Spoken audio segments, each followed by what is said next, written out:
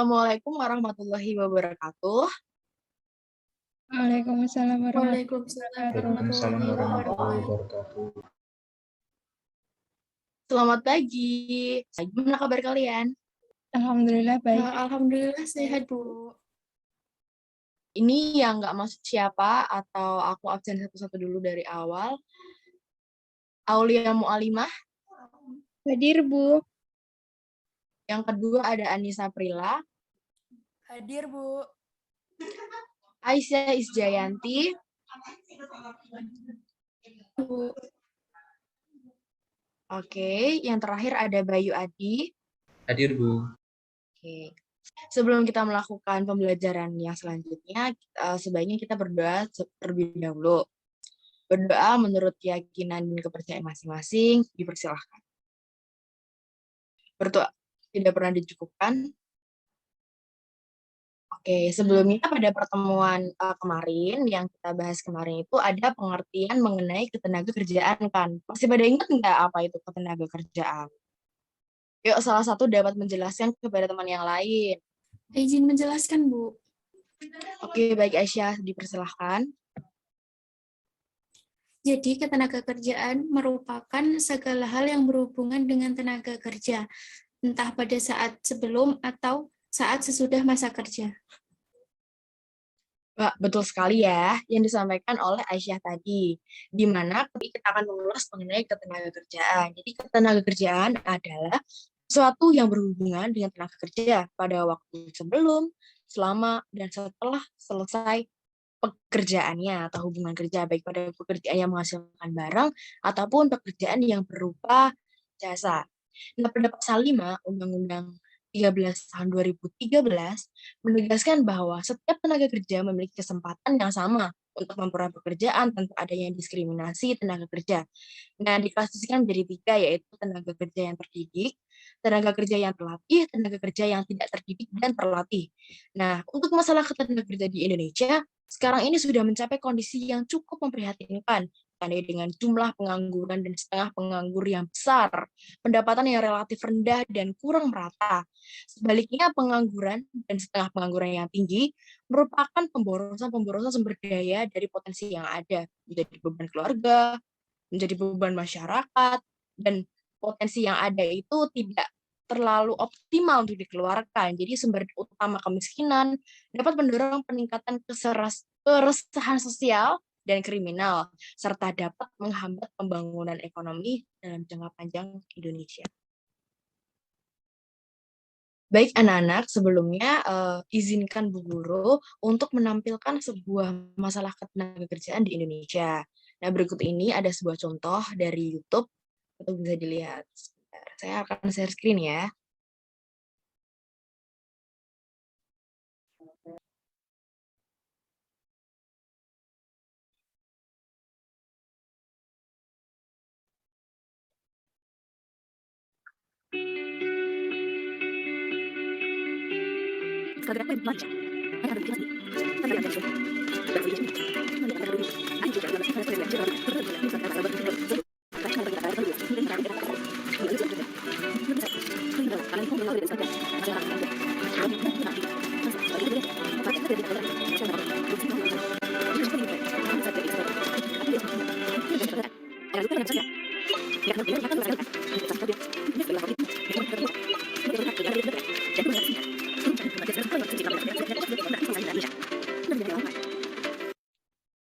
Oke, baik. Itu tadi contoh permasalahan tenaga kerja di Indonesia. Jadi untuk pertanyaan yang nomor 1, ini di Indonesia banyak sekali terjadi ketimpangan ketenaga kerjaan. Nah, kondisi tersebut itu bisa dipengaruhi oleh apa saja? Monggo, yang mau jawab sangat dipersilahkan. Izin menjawab, Bu. Oke, Aulia, monggo. Jadi tadi peristiwa-peristiwa itu dipengaruhi oleh tingkat pendidikan yang rendah, kebijakan ketenagakerjaan yang belum menjadi arus utama ada di kebijakan pembangunan, kemudian yang ketiga pendidikan tidak terintegrasi dengan ketenagakerjaan.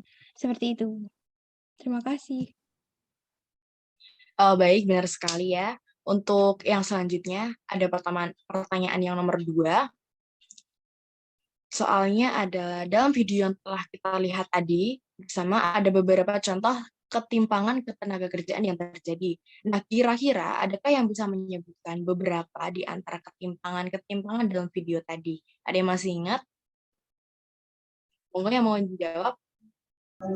Jadi dalam video tadi ada beberapa ketimpangan yang terjadi di dalam video tersebut.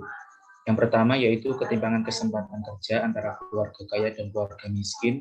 Yang kedua, ketimpangan peluang kerja antara tenaga kerja terampil dan tidak terampil. Yang ketiga, konsentrasi kekayaan kepada kaum elit. Dan yang keempat, guncangan ekonomi keluarga miskin. Oke, baik. Berarti semua udah paham ya, dan udah jelas tadi videonya juga. Nah, untuk selanjutnya, kita akan membahas lebih lanjut mengenai masalah ketenaga kerjaan. Sebelum masuk ke materi ketenaga kerjaan dengan tenaga kerja, kita perlu paham perbedaan dari ketenaga kerjaan, tenaga kerja, angkatan kerja, dan yang bukan angkatan kerja. Jadi saya akan menampilkan sebuah PPT dan mohon untuk diperhatikan. Apakah sudah terlihat anak-anak? Terlihat, Bu. Sudah. Oke, baik. Jadi ini saya, Bu Guru, akan menjelaskan sedikit saja ya. Nah, permasalahan ketenagakerjaan dalam pembangunan ekonomi. Ketenagakerjaan adalah segala hal yang berhubungan dengan tenaga kerja sebelum, selama, dan sesudah masa kerja. Ini seperti yang kita awal tadi, untuk yang mengenai tadi.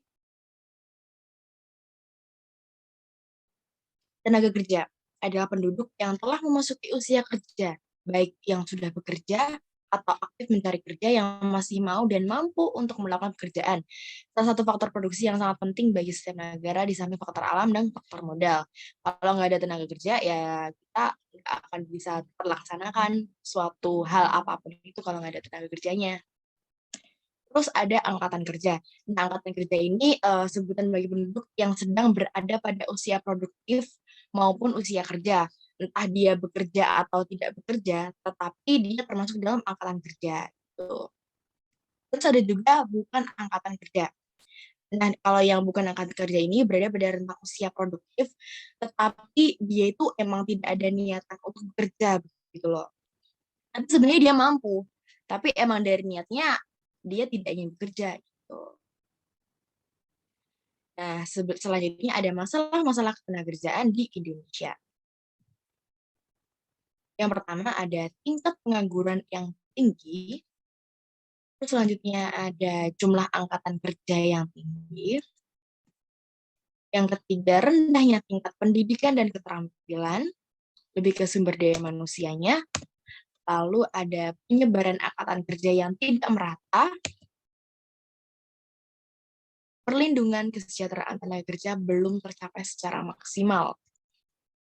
Nah, sebelum melanjutkan materi yang tadi, saya akan bertanya terlebih dahulu. Seperti yang kita ketahui, masalah ketenagakerjaan di Indonesia memang sulit untuk dihilangkan. Jadi, peran pemerintah dan peran dari kita, masyarakat, harus seimbang agar masalah ketenagakerjaan dapat diatasi. Nah, pertanyaannya, apa masalah utama tenaga kerja di Indonesia? Apakah ada yang bisa menyampaikan pendapatnya? Izin menjawab, Ibu. Baik, Anissa Prila, dipersilakan. Jadi, menurut saya, masalah utama yang menyebabkan adanya masalah pada ketenagakerjaan di Indonesia yaitu pengangguran, Ibu. Karena angka pengangguran di Indonesia itu masih tergolong sangat tinggi. Terima kasih, Bu. Oke, terima kasih kembali, Prila. Jawaban dari Prila akan saya tampung terlebih dahulu. Selanjutnya, menurut kalian, apa hubungan antara penduduk, tenaga kerja, angkatan kerja, dan pengangguran yang ada di Indonesia? Yuk, siapa yang mau menjawab? Izin menjawab, Bu. Oke, baik, Aisyah, monggo. Jadi menurut saya ketika tingginya jumlah penduduk sejalan dengan tingginya jumlah angkatan kerja yang dibarengi juga dengan tingginya kesempatan kerja, maka tingkat pengangguran akan semakin kecil dan berlaku juga dengan sebaliknya, Bu. Terima kasih. Oke, terima kasih. Saya akan menjelaskan lebih lanjut. Jawaban dari Prila tadi sudah sangat benar. Jadi permasalahan utamanya adalah tingkat pengangguran yang diakibatkan oleh tingginya jumlah penduduk dan tidak diikuti dengan lapangan pekerjaan yang cukup. Nah, saya akan membahas mengenai hubungan tadi yang dijawab oleh Aisyah. Jadi hubungan antara penduduk, tenaga kerja, angkatan kerja, dan pengangguran. Nah, untuk menjalankan kegiatan perekonomian pasti membutuhkan tenaga kerja.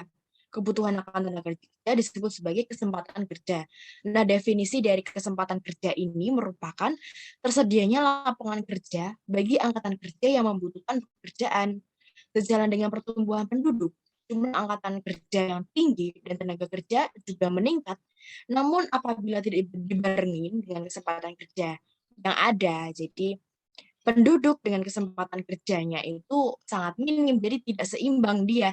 Nah, oleh karena itu dari sekian banyak angkatan kerja, ada penduduk yang tidak bekerja, yang sering kita kenal sebagai pengangguran. Nah, seperti yang kita ketahui, masalah ketenagakerjaan di Indonesia memang sulit untuk dihilangkan. Peran pemerintah serta peran dari masyarakat itu harus seimbang agar masalah ketenagakerjaan dapat diatasi.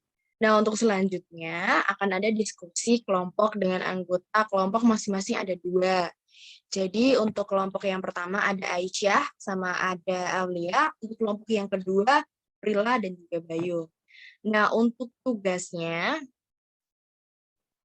jadi berkelompok nanti diskusi mengenai permasalahan tenaga kerja dalam pembangunan ekonomi di Indonesia, mulai dari contohnya, penyebabnya, serta solusi untuk mengatasi masalah tersebut.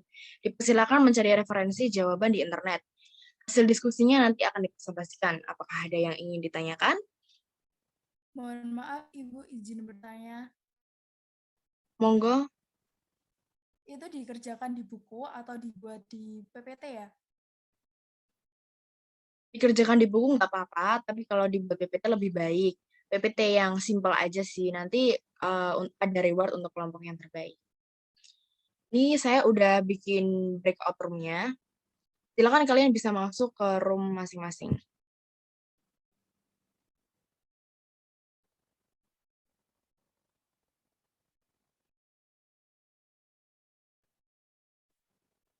Coba kamu udah dapat Oke. referensi belum?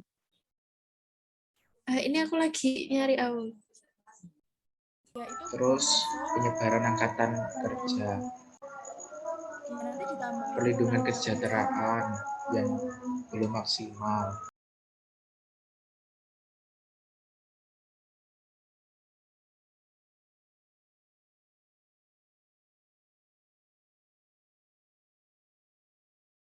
Apakah semua udah selesai? Sudah.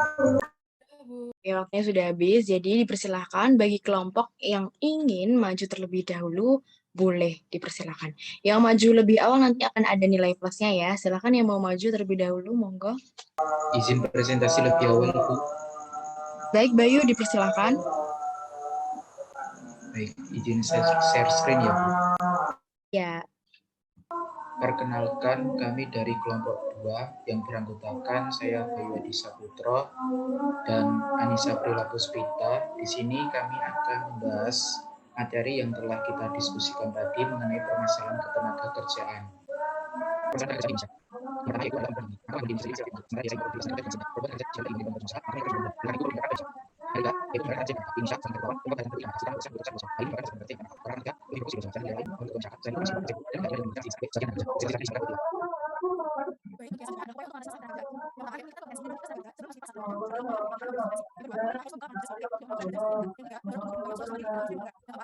Apakah ada yang ingin ditanyakan? Mungkin bisa dicukupkan, Mbak Prila. Baik, jika tidak ada yang ingin ditanyakan, sekian presentasi dari kelompok kami. Apabila ada kesalahan mohon dimaafkan. Wassalamualaikum warahmatullahi wabarakatuh. Waktu saya kembalikan kepada Ibu Alvina. Baik, terima kasih untuk kelompok 2 yang sudah mempresentasikan hasil diskusi. Silakan dilanjutkan untuk kelompok 1, silakan mempresentasikan hasil diskusi. Baik, sebelumnya Assalamualaikum warahmatullahi wabarakatuh. Di sini saya dari kelompok 1 izin menyampaikan hasil diskusi kelompok kami.